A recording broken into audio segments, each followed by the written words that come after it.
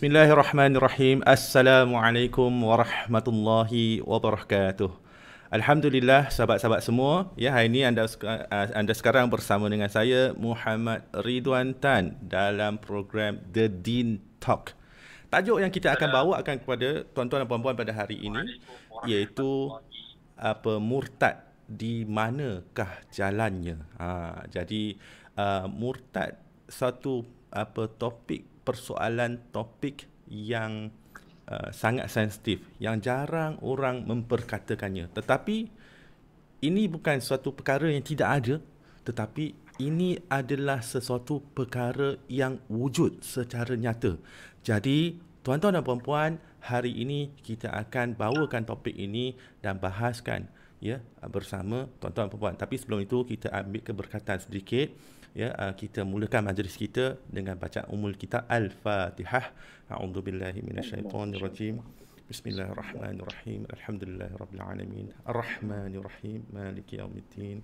Iyyaka na'budu wa iyyaka nasta'in. Ihdinas siratal mustaqim. Siratal ladzina an'amta 'alaihim ghairil maghdubi 'alaihim waladdallin. Amin. Alhamdulillah. Baik tuan-tuan dan puan-puan, hari ini saya tidak keseorangan.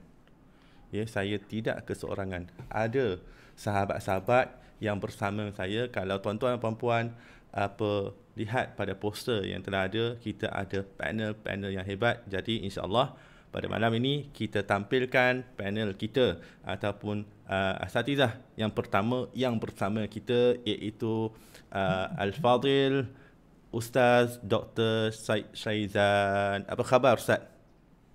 Alhamdulillah, sihat Ustaz. Ustaz Ridwan sihat? Sihat, alhamdulillah. Alhamdulillah. Dia baru saja lepas mood raya Cina. Dan di sebelah kiri saya iaitu sister ataupun ustazah Nur Nazirah. Beliau seorang mualaf juga. Apa khabar sister? Alhamdulillah, baik, sihat. Sister Nazirah ni sihat, alhamdulillah. Sister Nazirah ini merupakan sahabat seperjuangan. Kami sama-sama mualaf, sama-sama dilatih sebagai kader dahulunya. Kini beliau seorang panel penasihat akidah. Jadi, tapi sebelum itu saya ingin mengambil peluang ini untuk memperkenalkan panel-panel yang bersama dengan kita dahulu. Saya rasa contoh macam kalau kita bagi panel kita perkenalkan diri sendiri, mungkin pendek sangat. Jadi saya tolong perkenalkannya, insya-Allah Ustaz. Minta izin Okey, Doktor ataupun Ustaz Syed Syaizan ataupun Dr. Syed Syaizan, seorang pendakwah yang bukan asing bagi kita. Saya percaya sahabat-sahabat yang sedang menonton ini sekarang ni ramai yang mengenali Dr. Syed Syaizan. Beliau baru saja kini sebagai ketua penolong mufti, pejabat mufti wilayah persekutuan. Ya, betul Ustaz. Beliau juga merupakan seorang pendakwa bebas, penceramah, penulis, seorang guru, seorang alim.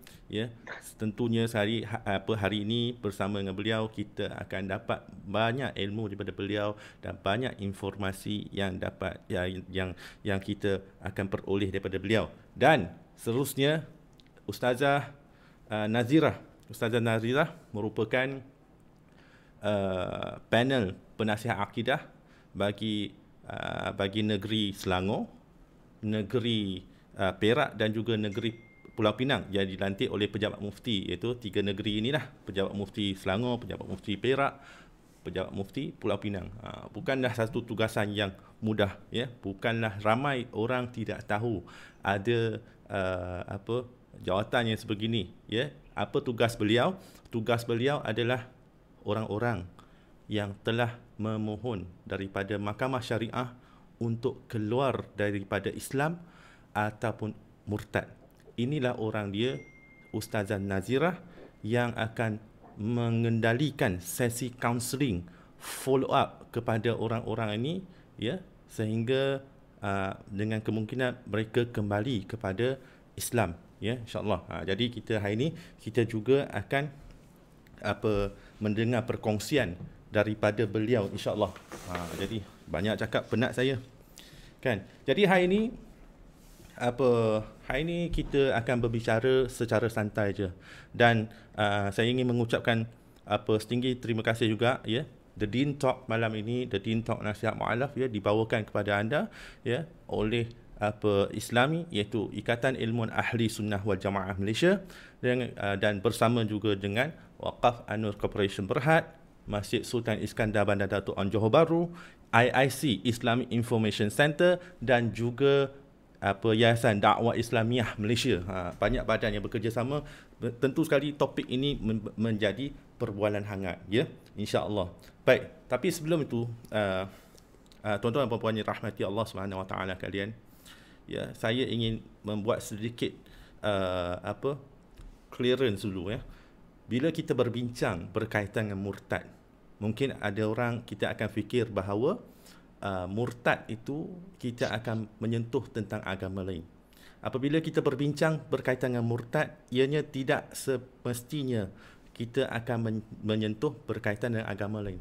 Kerana ada orang murtad, dia keluar, dia tidak beragama. Tapi kita akan membincangkan secara detail. Tapi sebelum itu lagi, bagi tuan-tuan dan puan yang menonton video ini sekarang, yang menonton siaran langsung ini sekarang, jangan lupa untuk like, jangan lupa untuk kita sama-sama share di profil kita masing-masing. Kita ajak lebih ramai sahabat-sahabat, kawan-kawan untuk datang menonton live kita ini. Mungkin informasi yang kita berikan akan memberikan kebaikan buat anda semua, dan insya-Allah setiap klik yang kita lakukan pasti ada kebaikan daripada Allah Subhanahu Wa Taala. Baik, saya pergi kepada doktor dahulu. Nak bagi doktor cakap. Kita nak bincang topik utama kita, murtad. Di mana jalannya? Bukan jalan nak keluar nak murtad, tapi jalan penyelesaian dia, doktor. Jadi kita nak bincang pasal murtad. Boleh tak doktor bagi dulu definisi murtad itu secara ilmiah? Apa maksud murtad sebenarnya, doktor? Baik, bismillahirrahmanirrahim. Assalamualaikum warahmatullahi wabarakatuh. Alhamdulillah nahmaduhu wa nasta'inuhu wa nastahdihi wa nastaghfiruh. ونعوذ بالله من شرور أنفسنا ومن سيئات أعمالنا من يهده الله فلا مضل له ومن يضلل فلا هادي له أشهد أن لا إله إلا الله وحده لا شريك له وأشهد أن محمدا عبده ورسوله اللهم صل وسلم على سيدنا محمد وعلى آله وصحبه وسلم رب اشرح لي صدري ويسر لي أمري واحلل عقدة من لساني يفقهوا قولي أما بعد. Baik, terima kasih diucapkan kepada sahabat saya Ustaz Ridwan Tan, begitu juga Ustazah, begitu juga Sister Nazirah. Ya, kedua-duanya pendakwah yang hebat yang berkecimpung dalam dakwah non-Muslim ni. Macam saya ni, Ustaz Ridwan kata ni saya pendakwah bebas, saya ni pendakwah biasa-biasa saja. Kalau nak dibandingkan antara kedua-dua panel yang ada sekarang ni, mereka jauh lebih tinggi kedudukannya. Ini bukan nak mengampu, bukan kita nak memuji, tapi inilah hakikatnya, tuan-tuan. Ya. Itulah dalam erti kata, dalam bab kelemahan dakwah ni, saya dakwah non-Muslim ni bukan tak ada, tapi nak bandingkan dengan kedua-dua panel yang ada sekarang ni, termasuk Ustaz Ridwan, jauh lebih baik daripada saya. Ya, ini nak betulkan salah anggap, takut kata saya ni pendakwah yang hebat, tapi sebenarnya biasa-biasa saja. Baik, kembali kepada soalan yang diajukan oleh Al-Fadhil Ustaz Ridwan Tan tadi.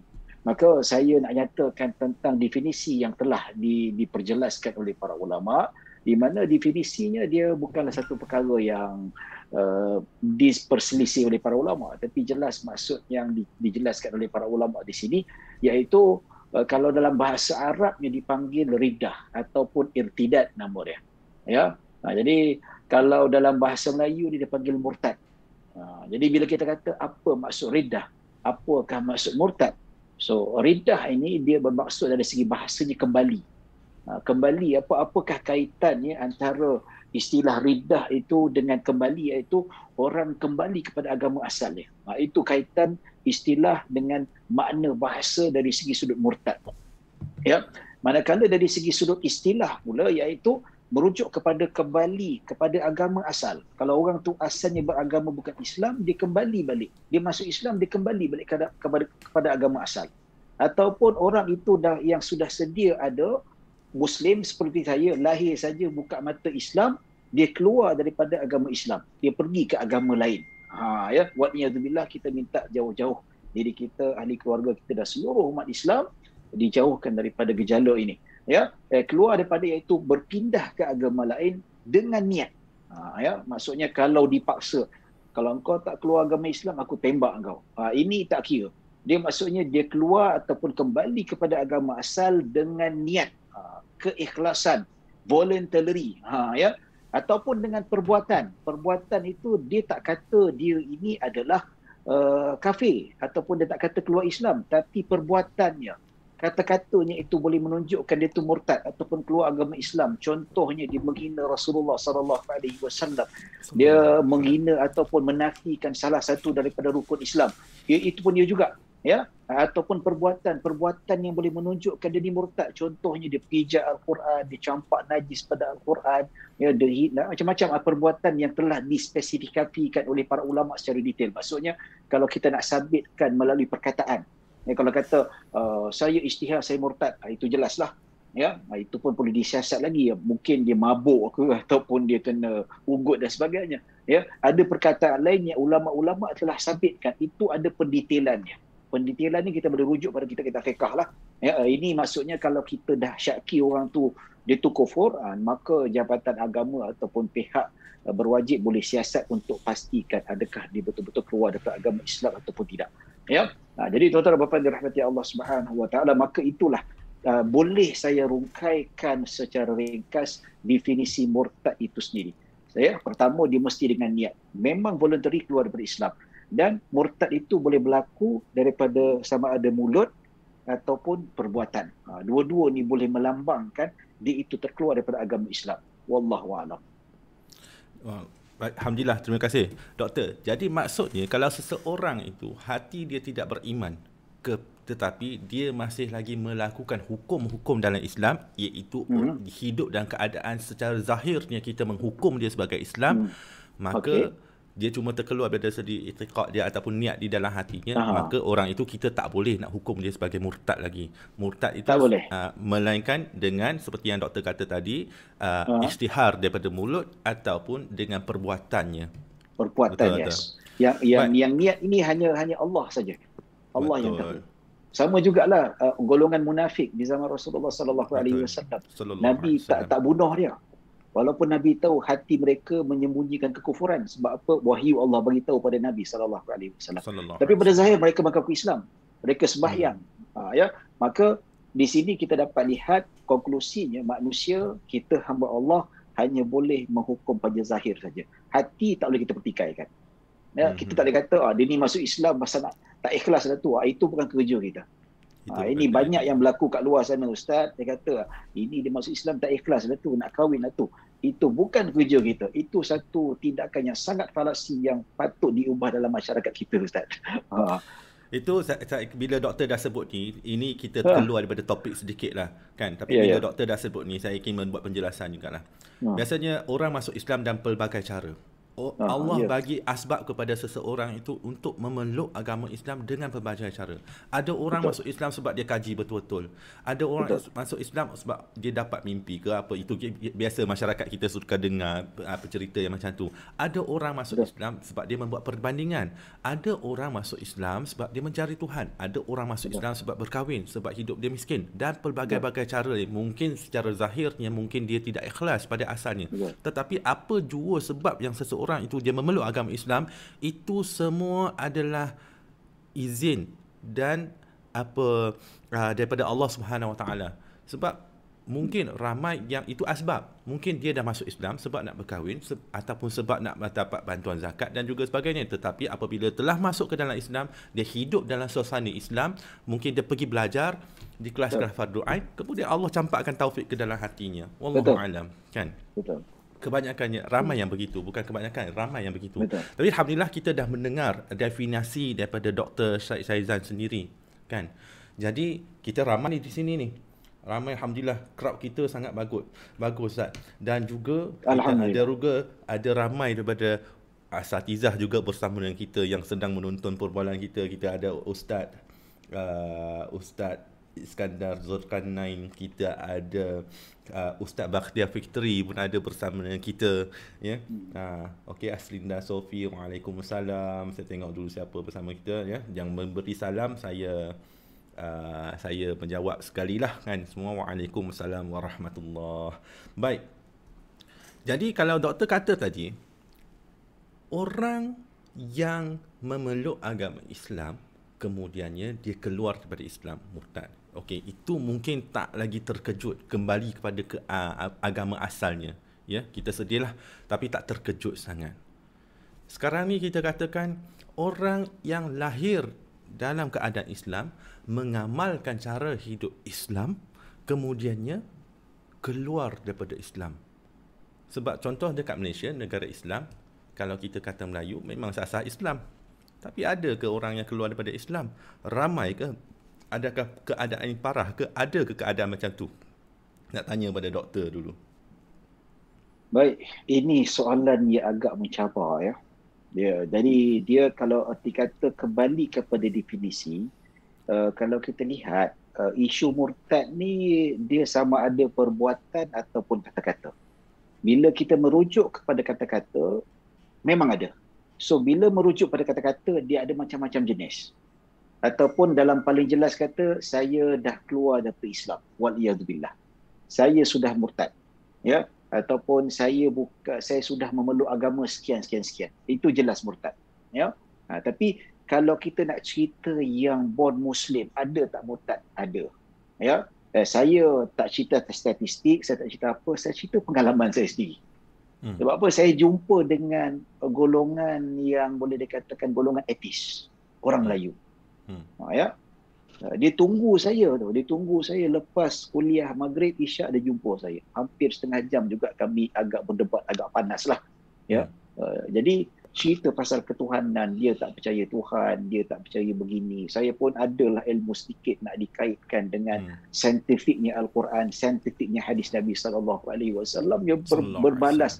Jadi memang dia kata konklusinya, saya kata tak apalah, perdebatan ni masing-masing ni kalau kita nak berdebat tak guna juga, kena duduk satu meja, kena cerita betul-betul, kena ada apa, kalau tidak dia takkan ada penyelesaian. Saya pun nak balik rumah, saya katakan hampir lebih setengah jam lah macam tu.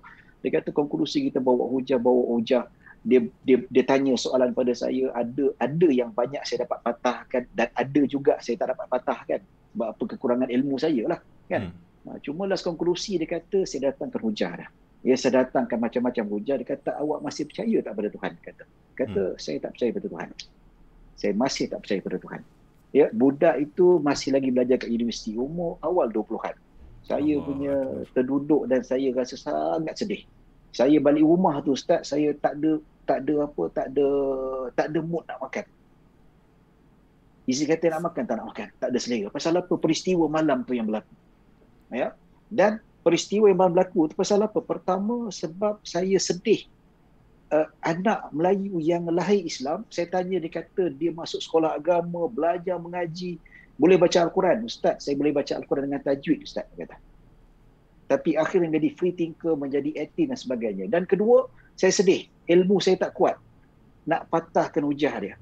Ya, dan saya ada beberapa soalan, banyak jugalah, adalah beberapa saya tak dapat jawab, tak dapat berjaya memuaskan hati dia. Kelebihan saya lah, duk belajar fiqh, belajar tafsir, tapi dalam bab ilmu ni saya tak mendalami. Bila berhadapan dengan orang macam ni, saya tak reti nak patahkan hujah, nak memuaskan dia. Jadi itu sangat. Jadi dalam erti kata, saya nak ceritakan melalui pengalaman saya, perkara ni wujud. So tak mustahil anak orang Islam bertukar kepada agama lain. Ya, yang dekat luar sana tu, kalau Ustaz tengok dekat Facebook yang tulis status anak Melayu cerita pasal tidak percaya Tuhan, ada orang Melayu Islam sendiri yang mengaku dimasuk agama itu dan menghina Islam. Jelas dekat Facebook, media sosial sudah jelas nampak, tuan-tuan. Yang kena tangkap pun ada, yang kena buruh pun ada dengan anak-anak orang Melayu Islam lain dan sebagainya. Jadi kita lihat realiti sekarang ni memang wujud dan benda itu tidak boleh dinafikan. Kalau dulu kata-kata sebut saja Melayu mesti Islam. Yes, itu dulu. Ya. Kalau zaman dulu, tuan-tuan, sama ada zaman penjajah ke, zaman apa ke, kata Melayu murtad, satu benda yang sangat mustahil. boleh dikatakan hampir-hampir mustahil. Zaman dulu kalau kes yang murtad ada pun kes natrah lah Ustaz, itu satu je lah. Yang lain memang tak ada. Ya, sekular macam mana pun nak Melayu belajar kat Britain, belajar kat mana, takkan ada berlaku murtad. Tapi zaman sekarang sudah kena terima bahawa yang disebutkan sebagai bangsa Melayu ni, kes murtad memang ada. Wallahu a'lam. Kenapa saya bertanyakan kepada doktor soalan ni? Sebab nak tunjukkan kepada penonton, sesiapa saja yang menonton ni, ini bukan perkara yang tidak berlaku ataupun perkara yang kita sembunyikan. Ini adalah perkara yang benar-benar berlaku, supaya bagi kita faham, supaya kita tidak berada di dalam satu zon selesa.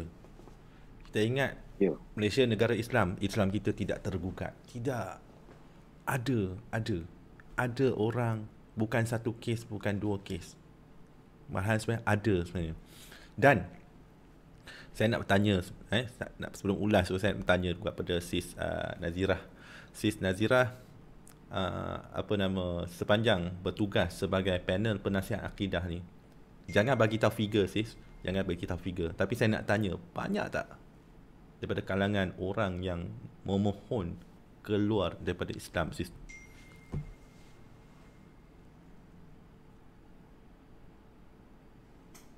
Sis Nazirah? Suara tak dengar ke Sis Nazirah? Last dah tak dengar. Last tak dengar. berkaitan apa? Banyak tak? Okey. Banyak tak ramai tak orang yang sepanjang Sister Nazirah bertugas sebagai panel penasihat akidah, ramai tak? Jangan bagi tahu figure, tapi cuma bagi tahu je. Ramai tak orang yang sebenarnya fenomena keluar ataupun murtad ni, apakah nombor itu banyak? Okey, banyak. Walaupun seorang, saya rasa memang banyaklah. Sister, sila sambung. Okey. Bismillahirrahmanirrahim. Alhamdulillahirabbil wassalatu wassalamu ala asrofil anbiya'i wal mursalin wa ala alihi washabihi ajmain. Assalamualaikum warahmatullahi wabarakatuh. Pertama, saya rasa sangat happy dapat bersama dengan Dr. Syed Syaridan, juga dapat bersama sekali lagi dengan Ustaz Rizwan Tan. Alhamdulillah. Okey, kalau figure yang Ustaz minta tu, walaupun seorang, bagi saya ramailah tu. Ya, walaupun seorang, bagi saya sejuta-juta orang lah. Sebab apa? Dia seorang ni, kita nampak seorang je. Tapi sebenarnya, yang seorang tu akan mengakibatkan berjuta-juta orang. Okey, kenapa yang seorang tu boleh keluar daripada Islam? Kenapa dia tolak, dia tanah Islam? So, yang ni kalau figure inilah saya dapat cakap Ustaz. Baik, tapi sebelum tu Sister, kena tengok jugalah punca-puncanya. Tapi Sister, sebelum tu sebelum kita masuk ke dalam punca Sis ni seorang mu'allaf. Daripada mu'allaf berjinak-jinak di dalam dakwah, akhirnya dilantik sebagai panel penasihat. Yang kita nak tahu juga perjalanan ni. Bagaimana Sister boleh terlibat sebagai panel penasihat akidah ni Sister? Okey, pertama waktu 2015 itu permulaan saya. Waktu 2015 saya mulalah mengikuti beberapa program. Contohnya Friendly Comparative Religion. Sebab waktu itu saya belajar di Queen's College Universiti Islam Antarabangsa Selangor. So saya sebagai seorang peserta lah pergi belajar, suka masuk dalam kelas perbandingan agama, interaktif dialog dan sebagainya. And then suka juga dengar ceramah-ceramah Dr. Zakir Naik. So waktu itu saya dapat satu offer daripada Majlis Agama Islam untuk jadi seorang panel istitabah. Panel istitabah ini adalah sebelum kita jadi panel penasihat akidah. Sebab apa? Panel istitabah dia punya tugasan dianya adalah 60 kali kita akan bertemu dengan plaintiff, iaitu orang yang memohon untuk keluar daripada Islam. So 60 kali kita akan bertemu dengan mereka secara not professional lah, di luar ke di mana-mana tempat selain Jabatan Mufti. Okey. Once menjadi panel penasihat akidah 2016, dapat panggilan daripada Jabatan Mufti sendiri, and then mereka invite saya, lepas tu ada sedikit interview, lepas tu terus dilantik sebagai panel penasihat akidah. So setahun saya jadi panel istitabah. Lepas tu lepas setahun tu dilantik sebagai panel penasihat akidah. Itu permulaannya di negeri Selangor. Dilantik dekat negeri Perak 2019, di Pening 2020. Last year. Baik, sister. Jadi daripada sister dilantik sebagai seorang panel istitabah sampai akhirnya sebagai panel penasihat akidah, lebih kurang 6 tahun ya sis? Lebih kurang insyaAllah. Lebih kurang 6 tahun.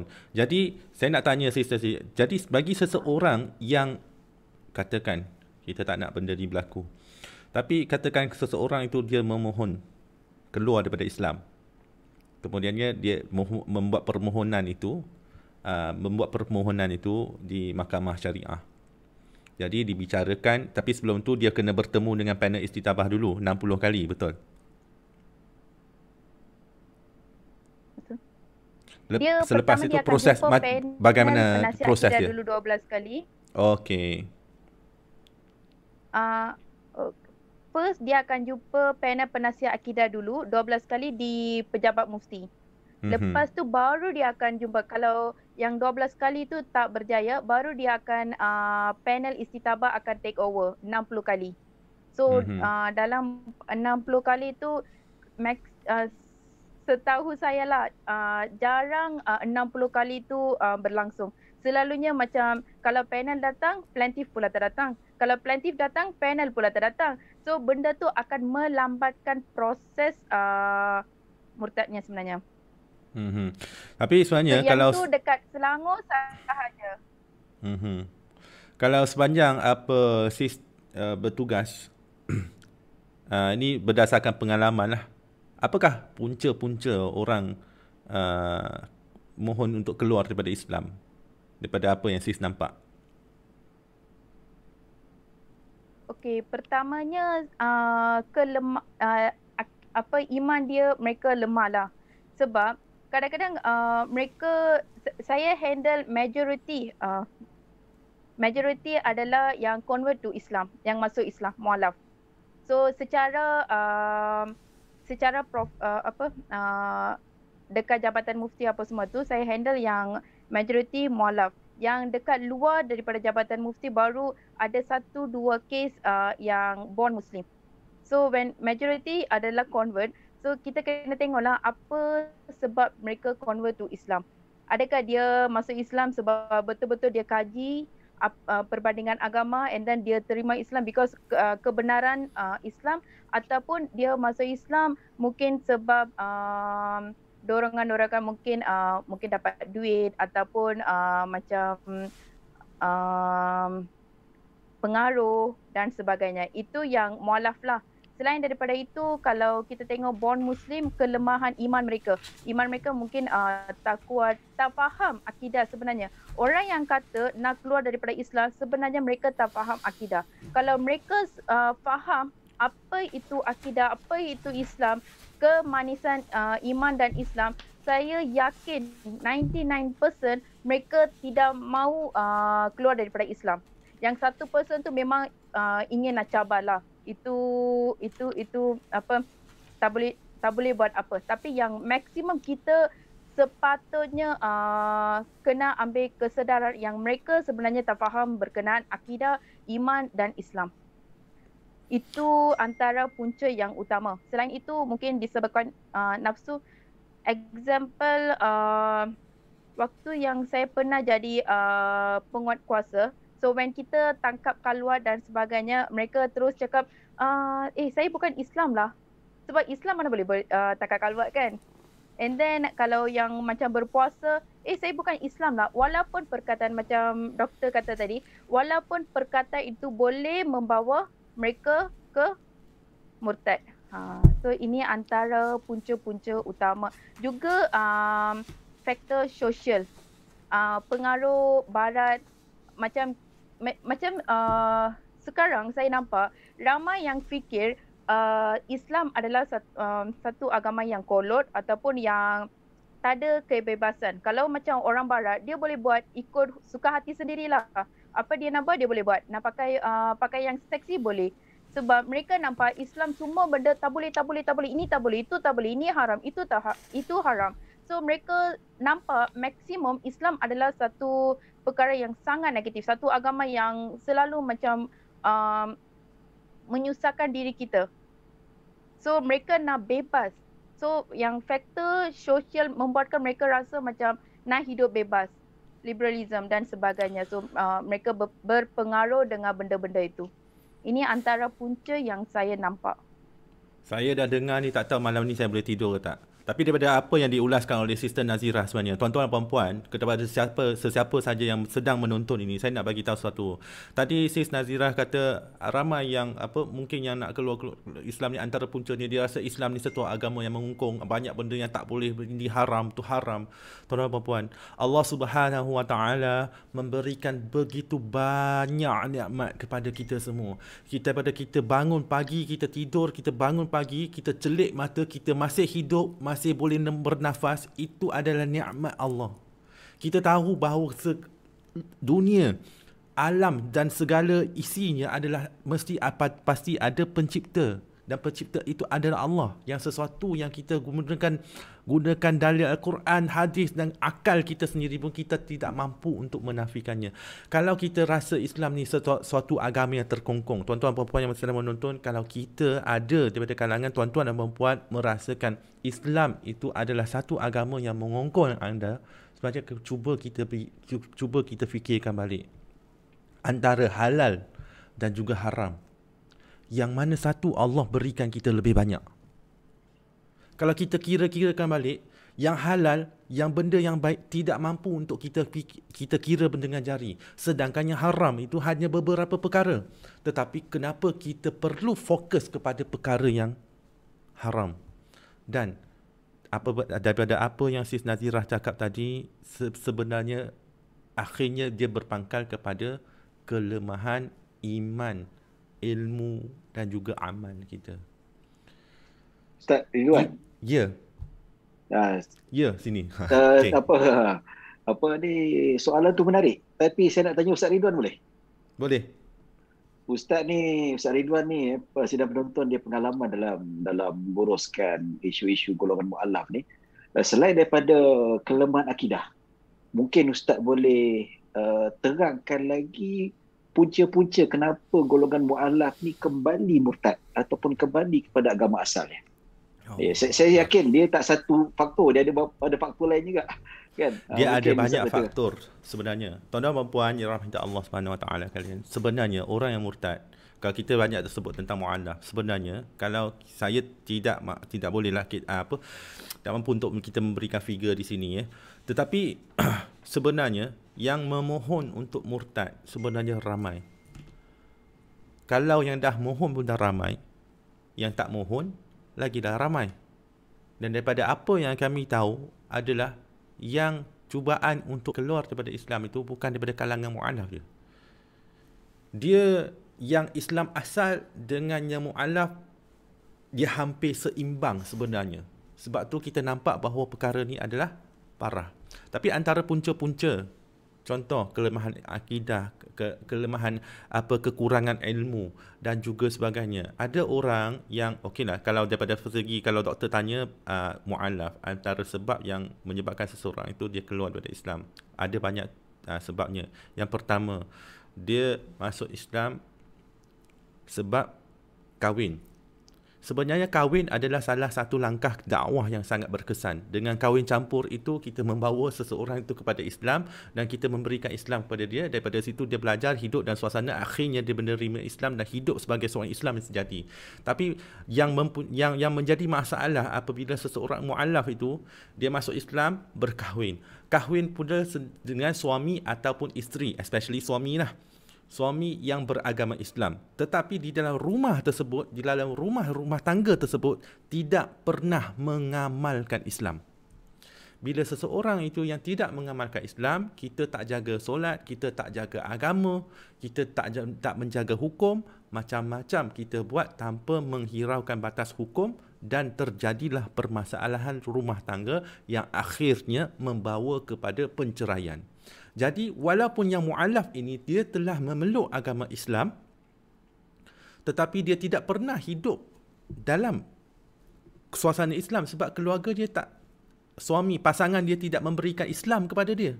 Dan akhirnya bila berlaku perceraian, maka kembali kepada keluarga dia, maka dia adakanlah pelbagai cubaan untuk keluar daripada Islam. Itu yang pertama. Yang keduanya, saya pernah jumpa doktor, macam tadi mungkin doktor pasal yang saya cerita, kes saya cerita dengan doktor kot.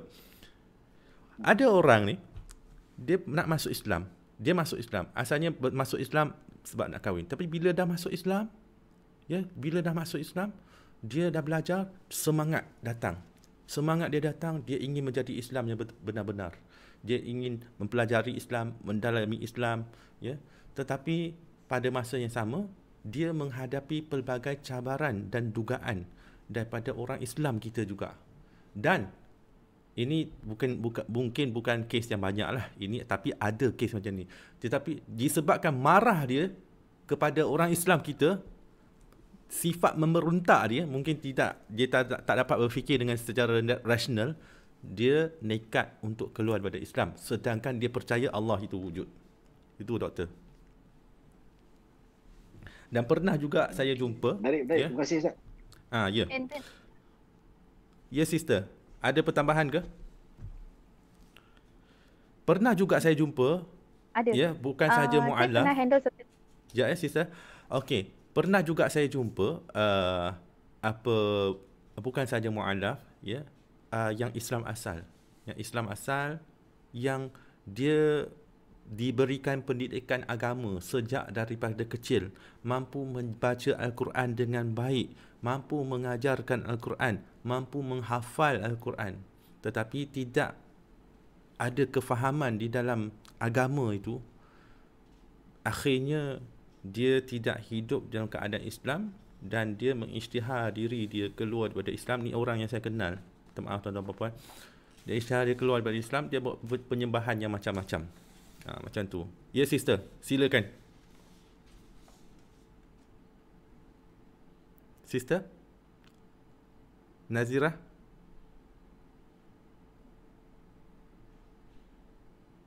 Saya nak kongsi, pernah saya handle satu kes lah. Seorang plaintiff tu di... Okay, dengar ke? Dengar. Teruskan. Dengar. Boleh dengar? Teruskan. Okey, pernah saya handle satu kes di Selangor juga, seorang plaintiff. Okey, dia mohon untuk keluar Islam. So kes ni berlaku selepas dia convert selepas 5 tahun. Okey, dia masuk Islam sebab nak kahwin. Tapi suami dia bakal suami dia pula dah ada isteri, tapi dia pula tak tahu. When dia dah tahu yang dia sudah mempunyai isteri, dia tak nak kahwin dengan lelaki itulah. Tapi disebabkan dia masuk Islam, dia kehilangan keluarga, dia kehilangan dia punya kerja dan kawan-kawan sebagainya. So ramai yang hina dia sebab dia dah masuk Islam. Selepas itu, when dia dah masuk Islam tapi tak jadi kahwin. So dia dah tak ada tempat nak tinggal, and then masalah dengan kawan-kawan, family. So dia tak ada support tau. So dia pergi pula dekat Jabatan Agama Islam untuk minta bantuan lah. Bukan dari segi duit sahaja, tapi dia perlukan support. Dia kata dia nak belajar, tapi in the same time dia perlukan support dari segi pekerjaan dan sebagainya, sebab ramai yang tempat dia sudah usir dia. So when dia dah lama dia pergi sana sini, so orang kata you pergi apply sana, you pergi sini, you boleh mohon dekat sana dan sebagainya. Selepas 4 tahun keadaan macam ni berlaku, selepas 4 tahun tu dia dapat jumpa seorang brother, and then dia nak kahwin dengan lelaki itu. Tapi malangnya lelaki itu adalah non-Muslim. So brother itu jaga perempuan ni dengan baik, and then lelaki itu seorang yang bagus lah, yang bertanggungjawab. Lepas tu mereka nak kahwin, tapi lelaki itu tak nak masuk Islam. Sebab lelaki itu pun sangat kuat dalam agama Hindu, and then minta perempuan ni kahwin dalam agama Hindu. So perempuan ni pun datanglah untuk mohon keluar Islam. Sister, sekarang saya nak kahwin. Waktu saya dalam agama Islam, tak ada orang pun yang jaga saya, tak ada orang pun yang cerita Islam pasal Islam ni baiklah dan sebagainya, nak bantu saya lah apalah, semua datang. tak ada seorang pun yang datang bantu saya. Tapi sekarang semua yang persoalkan kenapa saya nak keluar Islam, offer nak masuk nak bantulah dan sebagainya. Juga cerita pasal Islam baik-baik semua. Kenapa dulu tak ada?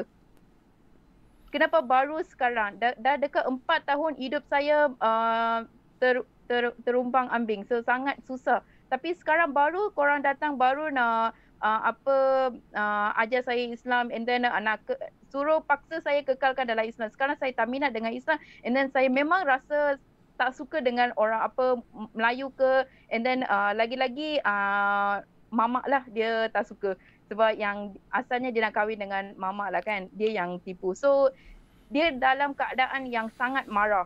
So apa yang dekat sini kita boleh buat? Adil tak untuk perempuan tu situation seperti itu?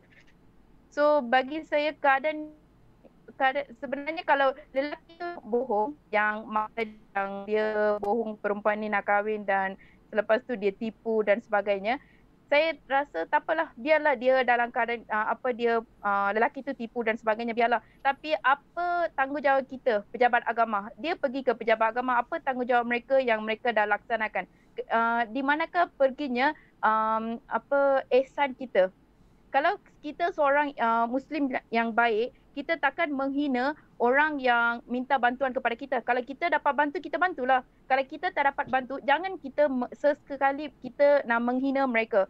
Tak kisahlah dalam keadaan apa sekalipun. Niat mereka kita tak tahu.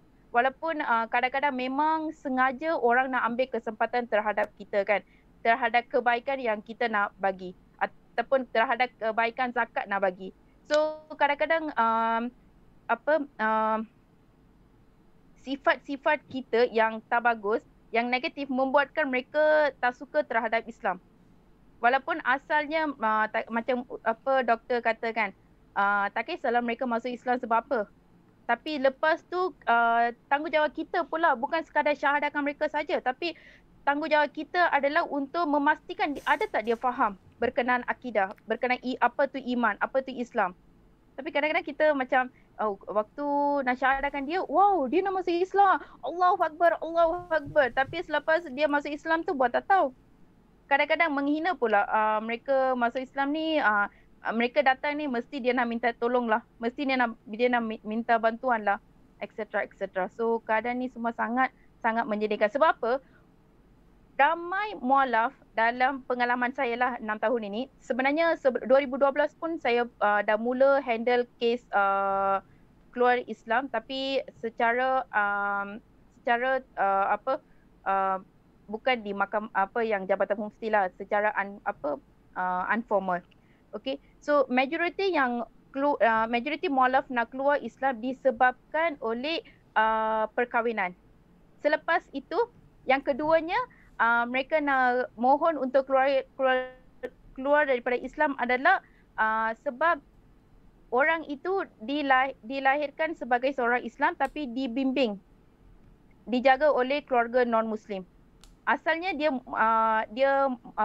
Muslim, dia born Muslim, mungkin dilahirkan oleh ibu yang mualaf ataupun bapa yang mualaf, tapi ditinggalkan, tidak diberikan ilmu Islam yang cukup, ataupun dibiarkan dijaga oleh keluarga non-Muslim, and then dia nak apply. Selepas tu dia lahirlah, dia grow up dengan agama yang bukan Islam, agama yang Hindu ke ataupun Kristian ke. Lepas tu lepas dia dah 20 tahun dan sebagainya, dia nak kahwin dengan orang yang non-Muslim, and then dia nak keluar Islam. So dua kes inilah yang maksimum yang saya handle. Baik sis, sebenarnya kalau daripada apa yang sis Nazirah cakap tu kan, dia sebenarnya bukan sahaja pihak yang berwajib seperti pejabat agama, tetapi masyarakat itu sendiri. Masyarakat itu sendiri, setiap daripada anggota masyarakat memainkan peranan. Kadang-kadang kita selalu menghukum, okey dia ni masuk Islam macam ni, dia ni nak keluar Islam. Tapi kita ni, Allah jadikan kita ni adalah pewaris kepada Nabi Muhammad SAW, yang Nabi tinggalkan kita satu kerja yang kita kena buat sampai ke hari kiamat. Setiap daripada kita bertanggungjawab untuk menyampaikan kebajikan dan juga menyampaikan dakwah. Doktor, kalau kita bercakap tentang orang yang telah keluar daripada Islam, beberapa nama besar yang kita biasa dengar, ya, yang beberapa nama yang kita pernah dulunya kita selalu baca, tak perlu saya sebutkan nama mereka di sini, yang kita selalu nampak nama mereka di surat khabar, ya, ataupun yang banyak yang beberapa daripada mereka yang memang tinggal di luar negara sekarang, dan hari-hari, setiap hari kalau kita tengok Facebook kan, tak habis-habis mereka dia dah keluar Islam satu hal lah, tetapi dia bercakap, menulis berbagai-bagai di Facebook dan media sosial dan juga sebagainya berkaitan dengan Islam, kan. Apa bagaimanakah keadaan mereka sekarang ni, Doktor? Orang-orang yang telah keluar daripada Islam ni. Baik, Ustaz, berkenaan dengan orang yang kita nampak dekat media sosial ni, dia cerita pasal Islam, dia mempertikaikan Islam, ya. Golongan ini dia memang tak seperti macam yang disebutkan oleh Ustaz Ridwan dengan Ustazah Nazirah tadi. Betul. Yang mana mereka bermohon tapi diorang ni tak bermohon. Mereka ni lebih kurang kalau kita kata tu sebab mereka menyedar realiti bahawa proses nak tukar agama tu sangat-sangat susah. Ya, dalam enactment undang-undang syariah negeri, kalau saya baca satu jurnal lah 2014 tak silap saya, satu pembentangan dia kata mana-mana enactment mahkamah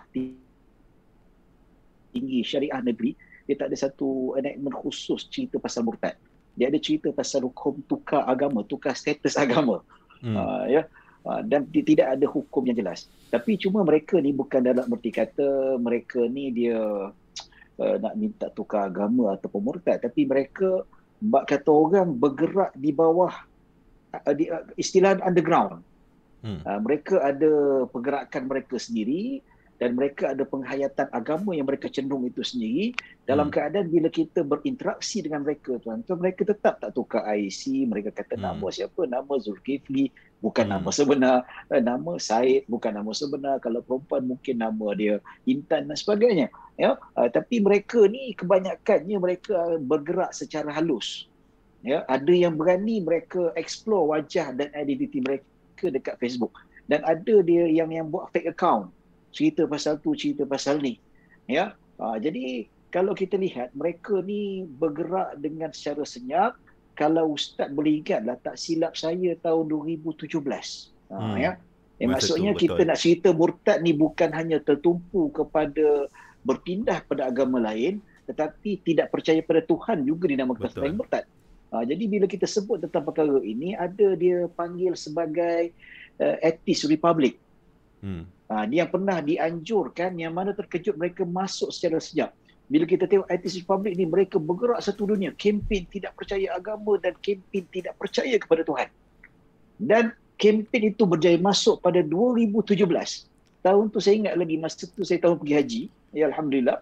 Ya, bila kita tengok tu sehingga kan ada timbalan Menteri Agama dibising macam mana benda boleh termasuk. Bayangkan tuan-tuan, ini atheist republic ini mereka menganjurkan seminar dekat Malaysia, salah satu hotel dekat Kuala Lumpur, dan dihadiri, kalau saya buat statistik kiraan saya, yang hadir tu tuan-tuan 30% nama-nama yang di-tag, nama-nama yang dilihat tu adalah orang Islam. Namanya nama Islam. Macam nama Ridwan, nama Arab ada, nama Melayu ada. Bayangkan mereka duduk dan mereka bergembira, berbangga dengan apa semua. Tetapi tak tahulah Facebook tu masih ada lagi ataupun sudah dihilangkan dan sebagainya.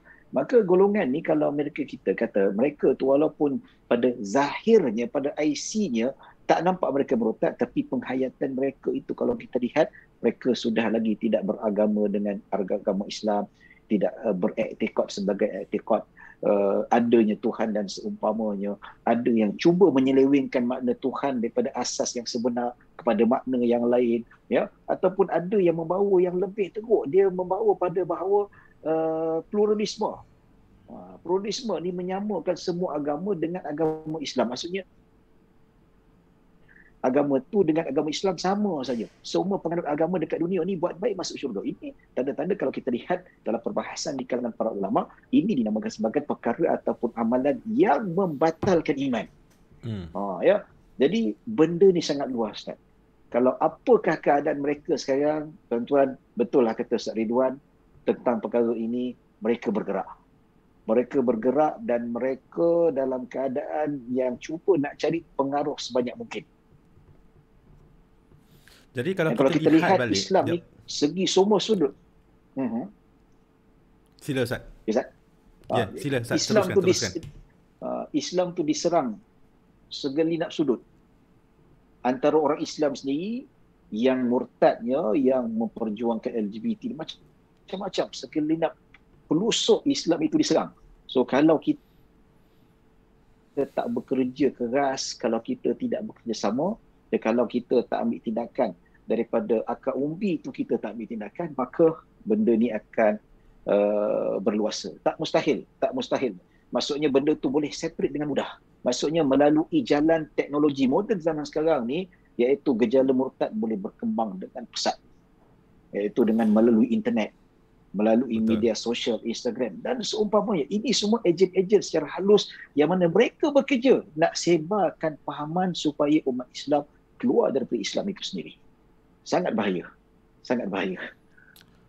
Jadi tuan-tuan dan puan, sebenarnya gerakan untuk mengeluarkan umat Islam daripada Islam itu wujud dan dibuat dengan begitu baik dan begitu halus sebenarnya. Jadi menjadi tanggungjawab kita untuk menjaga kesucian agama kita sebenarnya. Sebab tu kita bawakan topik ini. Tapi kalau kita lihat balik tokoh-tokoh yang biasa kita dengar nama mereka di Facebook, di surat khabar yang berada di luar negara, ada orang keluar daripada Islam, dia bertukar kepada agama lain. Ada orang, yang banyak pula orang yang keluar daripada Islam, dia mengisytiharkan diri dia sebagai seorang ateis ataupun seorang yang tidak bertuhan, ataupun seperti yang doktor kata, tidak percaya kepada Tuhan. Tapi bila mereka declare, kalau kita fikir, Allah bagi kita akal yang sihat supaya untuk kita berfikir. Kalau seseorang itu, dia dah declare dia seorang yang tidak percaya pada Tuhan, so itu pengamalan awak, itu kepercayaan awak. Kenapa kita perlu menyerang Islam? Kalau kita lihat orang-orang ni yang daripada Islam asalnya, nama dengan nama Melayu lagi, nama dengan nama Islam, nama bahasa Arab lagi, tapi dia declare dia keluar daripada Islam, lepas tu dia serang Islam, yang tulis dalam Facebook setiap hari, dengan itu aktif, gather dia punya follower, dia punya pengikut dia. Tapi akhirnya orang-orang sebegini, dia tidak mampu untuk membuktikan bahawa Tuhan itu tidak wujud. Dia masih lagi tidak mampu untuk membuktikan Tuhan itu wujud. Bahkan saya sendiri yang saya kenal, saya pernah jumpa, dia kata dia keluar, dia tak percaya kepada Islam, tapi dia masih tidak mampu untuk membuktikan kewujudan Allah. Jadi bagi orang-orang yang sebegini, bagi saya merasakan bahawa mereka ini seperti anak-anak yang biasanya kita anak-anak yang memberontak. Mereka rasa terkongkong, dia ingin memberontak. Tetapi dia tahu tu mak ayah ada. Mak ayah ada. Dia tahu mak ayah tu mak ayah kita. Cuma dia nak memberontak. Itulah apa sifat yang saya lihat kepada mereka. Doktor, jadi kalau kita nak bincang pasal segi hukum, apakah hukum hukum memurtadkan seseorang dan hukum murtad itu sendiri, doktor, daripada segi hukum, doktor? Okey, secara ringkas memang murtad ni dosa besar yang paling besar sekali. Maksudnya inna syirka la zulmun azim. Allah Subhanahu wa taala berfirman, sesungguhnya syirik itu satu kezaliman yang sangat besar. Kalau disebutkan oleh al-Imam Az-Zahabi Ibnul Jauzi rahimahullah taala dalam dalam kitab Al-Kabair, ya, disebutkan tentang dosa besar yang paling besar adalah syirik. Yang mana kalau disebutkan dalam Al-Quran itu sendiri jelas bahawa segala dosa-dosa besar, maksudnya pelaku dosa besar ini kalau dia meninggal dunia, ya, tanpa bertaubat, contohnya lah seorang itu peminum arak, seorang itu tidak pernah salat, ataupun seseorang itu melakukan dosa besar seperti berzina, dia meninggal dunia tak sempat bertaubat, ya, Tetapi dosa tu dekat akhirat nanti akan diampunkan oleh Allah Subhanahu Wa Taala, sama ada diampunkan dengan rahmat Allah ataupun secara yang kita maklum disebutkan dalam Al-Quran, diseksa dahulu. Diseksa dulu, dicuci dulu, kemudian Allah ampunkan. Terlepas masuk syurga. Tetapi syirik ini ataupun murtad, dia tidak akan diampunkan. Ya, sesungguhnya Allah tidak akan mengampunkan dosa orang yang mensyirikkan ke atas Allah Subhanahu Wa Taala, tetapi Allah mengampunkan dosa-dosa yang lain. Ini maksud mafhum Al-Quran. Ya tuan-tuan, jadi syirik ini satu benda yang sangat-sangat berisiko, bukan saja dekat dunia tapi dekat akhirat. Ya, kalau zaman sekarang ni mungkin orang yang murtad dia tak takut, sebab apa? Hukuman dunia tu bab kata orang hukum hudud dah tak ada lagi dah. Kalau cerita tentang hukum hudud, besarnya murtad ini, ya, hukumnya hukum hudud, dibunuh lah, seperti mana disabdakan oleh baginda sallallahu alaihi wasallam. Nabi bersabda, man baddala dinahu faqtuluhu, sesiapa yang menukar agamanya daripada Islam ke agama lain, maka dijatuhkan hukum hudud, bunuh. Ya, tapi dalam erti kata mereka ni secure lah, maksudnya tidak ada hukum hudud kat Malaysia ini. Ya, bila cerita pasal hudud ni, kita pendengar ataupun saya sendiri bukan masa untuk kita menuding jadi pada pemerintah. Ini ya sebab apa, kenapa tak adanya hukum hudud dekat Malaysia? Ya, kalau zaman dulu ada, ini cerita yang panjang. Boleh dikatakan kesan mematikan hukum hudud ni dibawa punya hukum undang-undang persekutuan sivil ini semua kerja Ustaz? Kerja penjajah. Penjajah, betul Ustaz. Penjajah punya kerja ni. So bagi saya lah, kalau nak cerita hukum orang murtad ni dari segi sudut perundangan dan sebagainya, bukan masa untuk kita menyalahkan pemerintah ataupun menyalahkan Tuanku Sultan dan sebagainya. Ini kalau kita nak ubah kepada hukum hudud yang sebenar, memerlukan masa dan bukan mudah. Bahkan kita ni menggunakan sistem demokrasi. Nak bawa hukum hudud, nak dibincangkan dekat parlimen dan seumpamanya, kan ada sokongan 2/3, jangan kata hukum hudud atau hukum bunuh dan seumpamanya, ya, nak buat RUU pun sampai sekarang pun belum ada tanda-tanda yang agak positif. Maksudnya payah dan sukarnya sebenarnya, ya. Baik itu dari segi hukum. Ya, cuma kita nak cerita besarnya hukum ataupun betapa besarnya dosa syirik ataupun murtad ini, sehingga kan ada peruntukan hukum dalam Al-Quran dan Sunnah bahawa mereka itu yang murtad, ia berhak untuk dibunuh selepas diminta untuk bertaubat, selepas di brainwash, selepas di counselling, selepas dididik dan seumpamanya, ya, tak jalan juga, tak memberi apa-apa kesan, maka itulah hukumannya sepatutnya. Tapi dalam konteks Malaysia, dalam konteks dunia Islam sekarang memang agak tak ada lah, ya. Cuma dekat akhirat dia sangat merugikan, iaitu dosa yang tidak akan diampunkan oleh Allah Subhanahu Wa Taala. Itu dinamakan dosa besar yang paling besar ataupun dosa besar raja segala dosa-dosa besar. Ya, tapi kalau Ustaz bayangkan, ya, kalau Tok Guru saya kata, kalau seseorang itu Muslim, ya, dia tak pernah murtad, seumur hidup dia hari-hari minum arak, ya, daripada akhir balik sampai minum arak, tak pernah sembahyang, tak pernah puasa, tak pernah bayar zakat, selagi mana dia Islam, ya, bayangkan tak pernah sembahyang, tak pernah puasa, tak pernah bayar zakat, lepas tu ada duit banyak, tak nak pergi haji, tambah lagi minum arak tu macam minum air kosong, Ustaz. Ya, dia meninggal dunia, tak pernah bertaubat. Ya, dosa-dosa macam ni, ya, disebutkan berdasarkan i'tikad ahli sunnah wal jamaah, orang macam ni satu hari nanti dia akan diampunkan. Sebab ada keimanan dalam diri dia. Ya, akan diampunkan. Lama mana? Wallahu a'lam. Lama, of course lama lah kan. Dia cuci kat neraka, dia akan masuk syurga juga. Tapi kalau dosa murtad ini, ya Allah, selama-lama dalam neraka, dia tidak akan diampunkan oleh Allah Subhanahu Wa Taala. Nak cerita betapa besarnya dosa murtad ini. Jadi kita risau, kita tak nak, kalau boleh kita nak ramai umat kita tak nak ahli keluarga kita tak nak saudara seagama kita ini, ya, mereka nasib yang sama duduk selama-lama di dalam api neraka, tak nak. Ya, kasihan. Maka mereka ini diselamatkan tuan-tuan. Wallahu a'lam. Baik, itu nak ceritakan bahawa begitu besarnya dosa murtad itu. Kalau kita cerita daripada segi hukum, murtad itu dosa dah besar, apatah lagi memurtadkan orang. Ya. Itu daripada segi hukum. Tapi kalau kita nak cerita pula, tuan-tuan puan-puan, daripada segi perundangan, Malaysia merupakan sebuah negara yang berperlembagaan. Ya, berperlembagaan. Jadi Malaysia juga mengamalkan undang-undang perlembagaan yang memberikan hak ataupun kebebasan beragama kepada semua rakyat. Tapi bagaimana bebas seseorang itu pasti ada batas-batasnya. Ya, kalau kita lihat mengikut perlembagaan, saya bacakan ni, saya dah print, saya prepare sikit kan. Kalau kita ikut perlembagaan persekutuan dalam perkara 3, kalau kita search dekat Google boleh jumpa dalam bab agama bagi persekutuan. Ya, fasal yang pertama, Islam ialah agama bagi persekutuan. Tetapi agama-agama lain boleh diamalkan dengan aman dan damai di mana-mana bahagian persekutuan. Jadi daripada sini kita nampak bahawa fasal yang pertama ni, Islam adalah agama bagi persekutuan. Maksudnya Islam ialah agama persekutuan bagi Malaysia. Agama persekutuan, bukan disebut sebagai agama rasmi. Itu maksudnya bagusnya negara kita ni memberi hak kebebasan mengamalkan agama masing-masing pada orang lain. Kalau kita kata agama Islam agama rasmi Malaysia, maka semua orang kena beragama Islam. Agama lain dah tak boleh lah.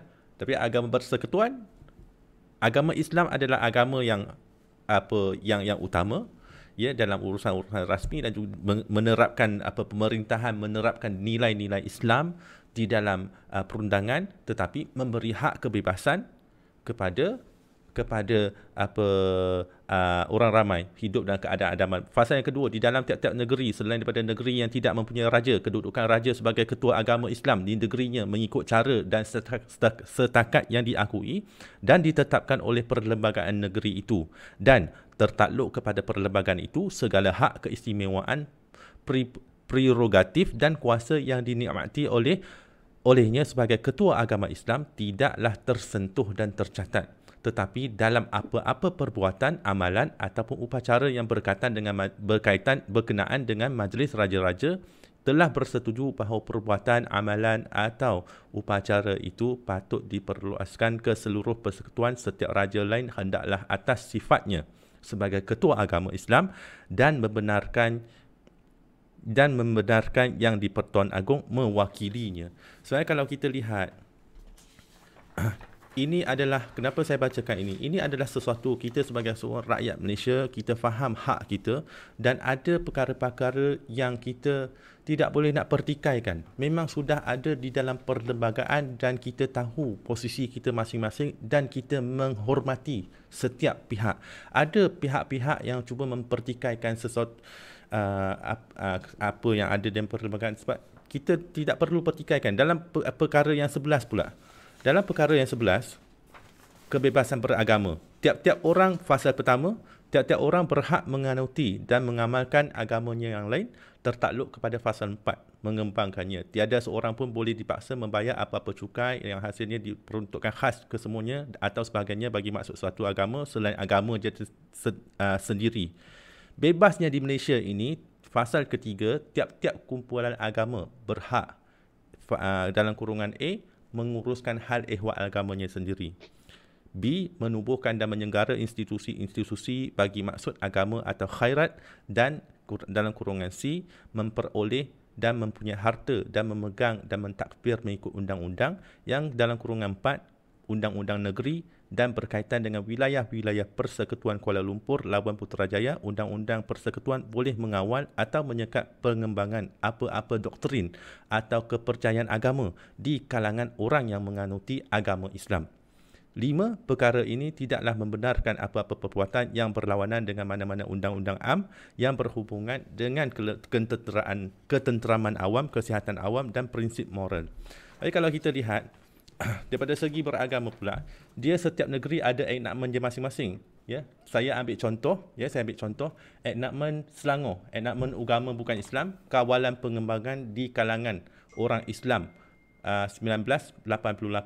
Sini ada 14 section.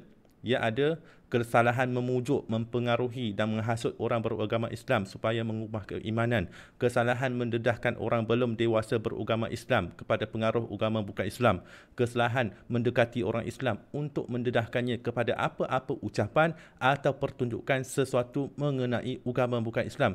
Ke section 7, kesalahan menghantar atau menyerahkan terbitan-terbitan mengenai apa-apa agama bukan Islam kepada orang beragama Islam. Ya, kita nak mengembang, kita mempunyai kebebasan. kita mempunyai kebebasan untuk mengamalkan agama kita masing-masing. Tetapi kita di sebuah negara yang mempunyai perlembagaan dan mempunyai enactment. Kita faham posisi kita. Kita dah tahu dah, kita mengembangkan agama kita, tapi bukanlah, maksudnya di sini ada larangan untuk menyampaikan dakwah kepada masyarakat orang Islam. Ya doktor, ada komen doktor? Okey, dari segi sudut enactment tu, kita kata jelas, maksudnya penyebaran, maksudnya disebutkan agama Islam ini sebagai agama persekutuan. Iaitu agama ni dia maksudnya dia sebagai lead, dia yang teratas sekali. Dia ada hak keistimewaan.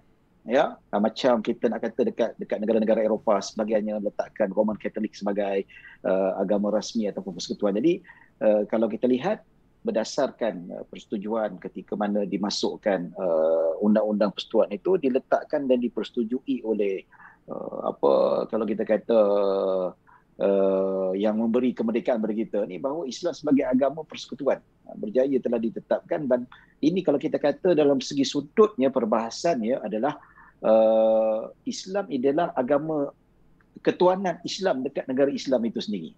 Jadi dia ada keistimewaan tertentu. Maksudnya diberi hak kepada orang lain untuk beragama Islam, tetapi dalam masa yang sama agama lain tidak boleh disebar luaskan dan tidak boleh dihasut. Manakala Islam dia ada keistimewaan. Islam sebagai agama persekutuan, maka dia dibenarkan untuk mengajak orang lain untuk beragama Islam. Itu secara jelaslah kita nampak, maksudnya toleransi itu bagus. Kita perlu jelas perkara ini. Jelas perkara ini. Maka ini termaktub dalam undang-undang. Ya, jadi kita seru kepada golongan bukan Islam yang mana semenjak dari dulu lagi datuk nenek mereka menerima undang-undang ini. Maka saya harap golongan bukan Islam zaman sekarang ni mereka boleh terima. Dan dalam masanya adanya Islam sebagai agama persekutuan tidak sama sekali menggugat golongan orang bukan Islam untuk beragama Islam. Tidak sama sekali. Ya, kita siap ada banyak peruntukan-peruntukan keistimewaan juga diberikan kebebasan. Cuma lebih Islam tu itu biasa. Sebab apa? Itu agama persekutuan yang termaktub dalam lembaga persekutuan itu sendiri. Cuma permasalahan bila disebut, biasa orang tanyalah macam mana kalau ada orang Islam ataupun golongan mu'alaf yang murtad, ataupun diisytiharkan murtad, ataupun dimuham murtad.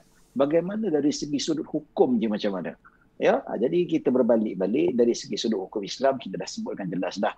Tapi dari segi undang kat negara Malaysia ni, sebenarnya ialah kita tahu tentang kuasa terhad undang-undang syariah ni, terutamanya kalau kita kata kembalilah balik denda tak boleh lebih 5,000, penjara tak boleh lebih 3 tahun, sebat tak boleh 6 kali sebatan, itu sangat terhad.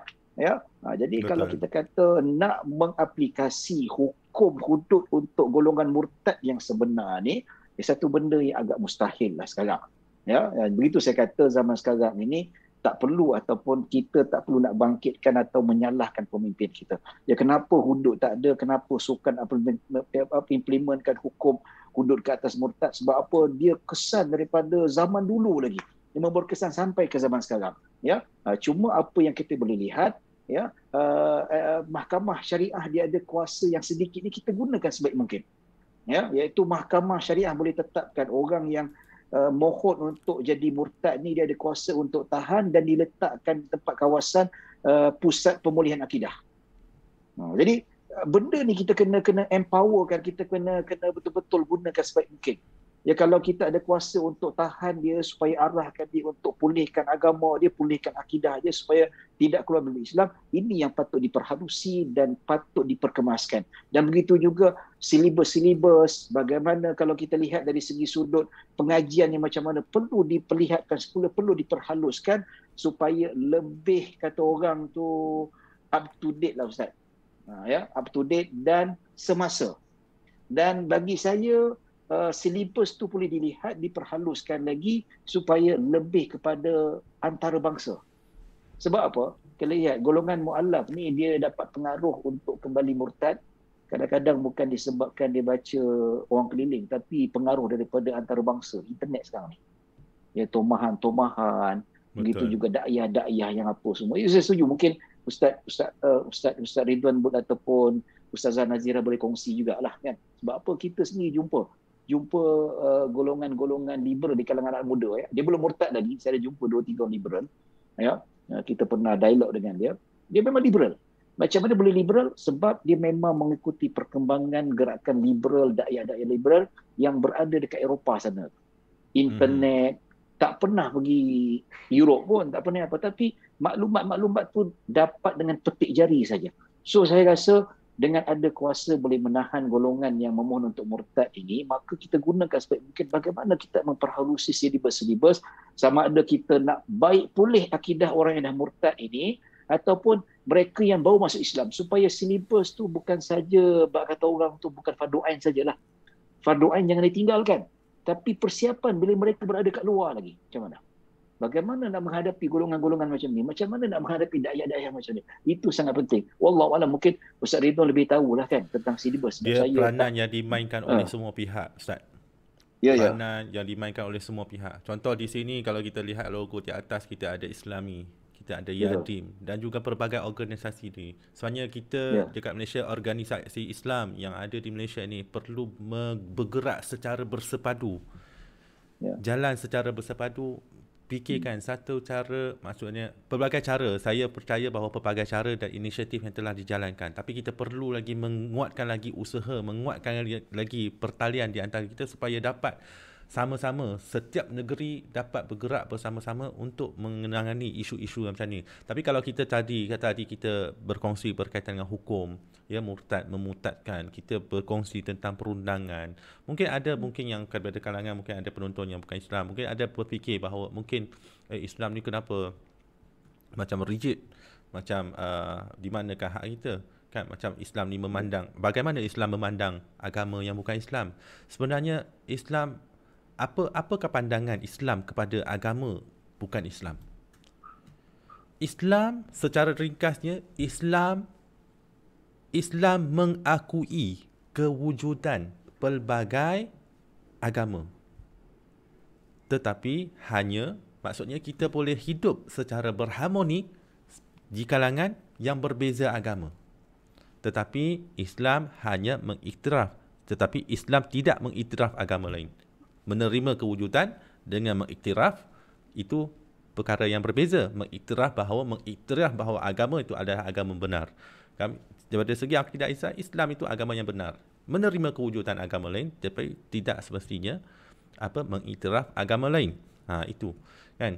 Jadi kalau kita lihat balik sejarah Islam, bagaimana kalau Islam itu ganas, hanya Islam saja yang boleh diamalkan, maka tidak wujudlah kuasa-kuasa besar Islam seperti kerajaan Uthmaniyah dulu, zaman Allah SWT, Andalusia, ya, kerajaan Mongol di India dahulu, yang di mana kerajaan Mongol di India sebuah kerajaan Islam dahulunya, tetapi majoriti, walaupun kerajaan Islam, majoriti rakyat di India masih lagi menganut agama Hindu. So maksudnya tidak ada paksaan di dalam Islam. Begitu juga di Andalusia ataupun Sepanyol sekarang ni, di mana Islam di sana lebih kurang 200 tahun. Ya, tetapi masih lagi orang boleh menganut agama Yahudi, agama Kristian ataupun Nasrani dengan bebas pada waktu itu. Kalau agama dia adalah agama Islam ni adalah agama yang pengganas, agama yang memaksa, maka tidak wujudlah keadaan sekarang ni, yang berbeza pula keadaan sekarang ni. Jadi saya nak pergi pula, Sis Nazirah dah mendengar lama. Kita sekarang dah hampir pukul 11, Doktor. Kita kena percepatkan. Ustaz, kan? Kebetulan saya sebelah suku dia ada live radio. Baik. Jadi saya okey, kita kena kita kena tamatkan dalam masa 10 minit, Doktor. Okey, boleh, insya-Allah. Lagi 10 minit. Okey, tak apa, saya terus skip. Jadi, apakah jalan penyelesaian dia? Kita ada 2 jalan penyelesaian yang kita perlu adakan, yang perlu kita cadangkan. Yang pertama, penyelesaian terhadap gejala-gejala murtad yang sudah terjadi. Yang kedua adalah bagaimana hendak kita membendung supaya anak kita kita sendiri, anak kita, anak cucu kita tidak terlibat dalam gejala murtad. Saya bagi 2 minit kepada Sis Nazira. Sebarang nasihat. Okey, sebenarnya saya nak sebelum kita handle satu-satu kes, sebelum kalau contohnya orang tu dah murtad, sebelum nak handle mereka, sebenarnya kita perlu perlu kita tengok antara petanda dengan penyakit.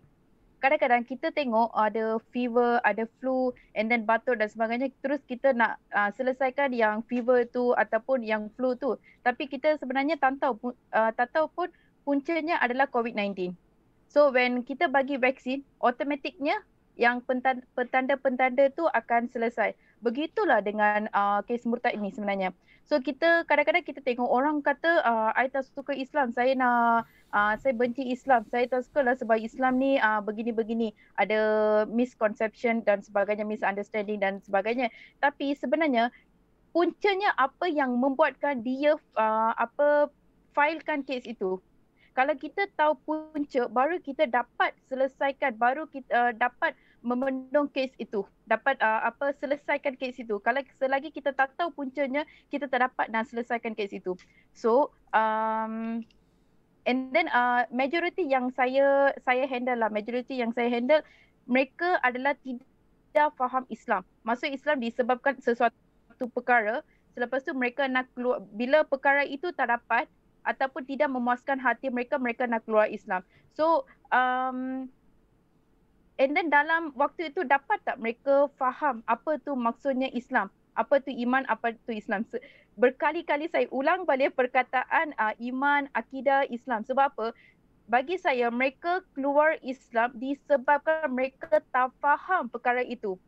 That's why sebagai seorang masyarakat, kita hidup bermasyarakat di sini, kita kena memastikan sahabat-sahabat kita, ahli keluarga kita, anak kita, saudara mara kita, ada tak mereka betul-betul berpegang kepada Islam and then follow Islam sebetul-betulnya. Bukan, you dah solat ke? I dah solat. Hari ni you dah solat 5 waktu? Dah. You dah puasa? Dah. So bukan setakat itu sahaja. Itu adalah amalan mereka. Tapi bagaimana pula kefahaman mereka?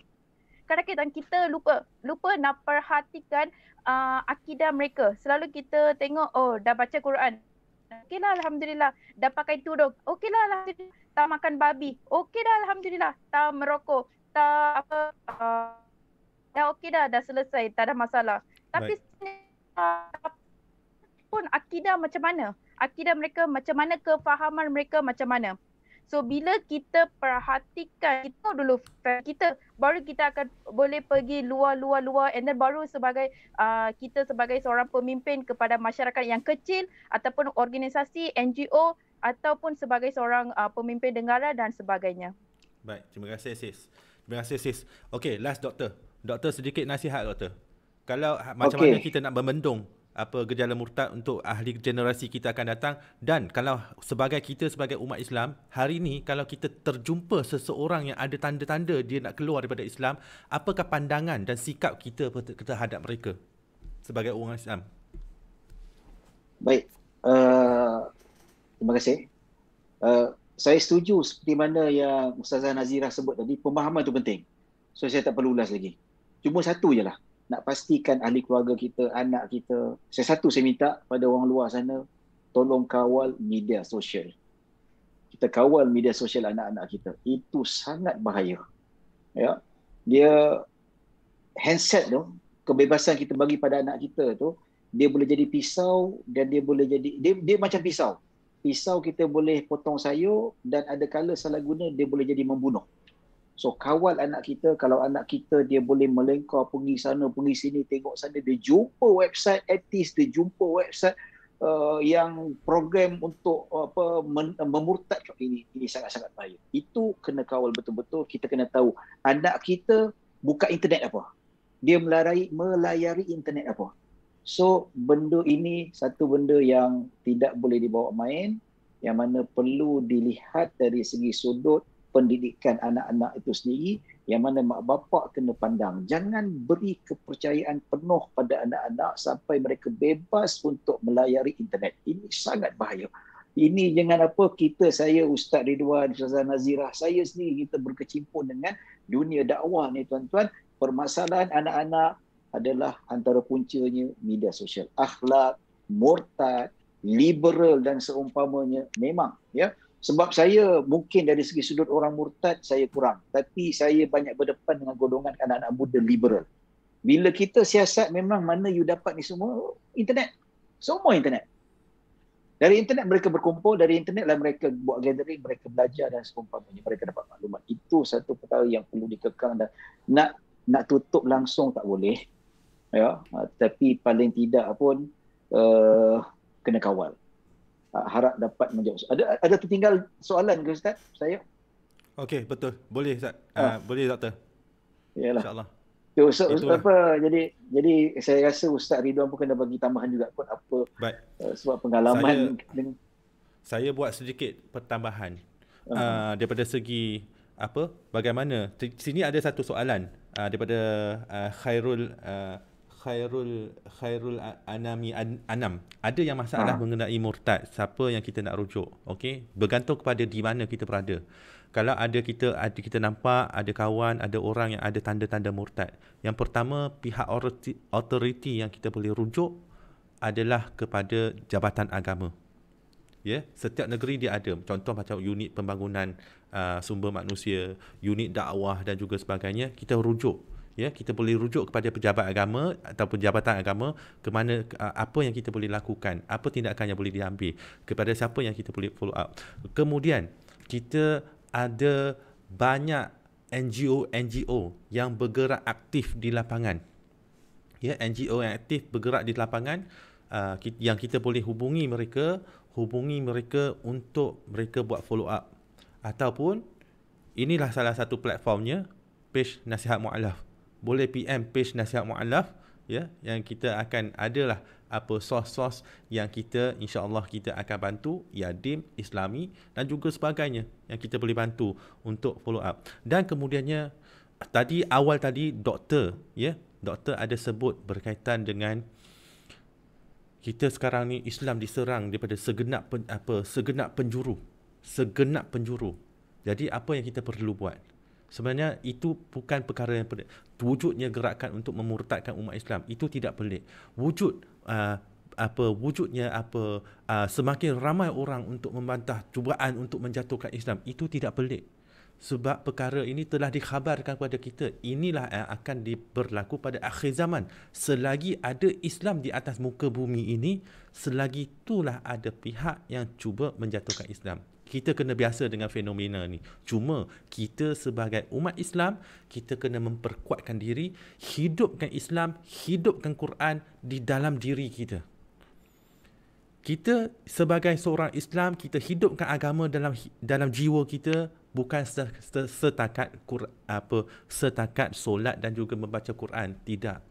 Kita menghidupkan Islam di dalam jiwa kita dengan melaksanakan tuntutan Islam daripada segi ibadahnya, daripada segi amalan dia, daripada segi akhlaknya, daripada segi adabnya, daripada segi pemikirannya, daripada segi hatinya. Setiap saat kita bertanyakan diri kita, apakah kita hidup dalam keadaan Islam? Insya-Allah Islam kita akan jadi baik.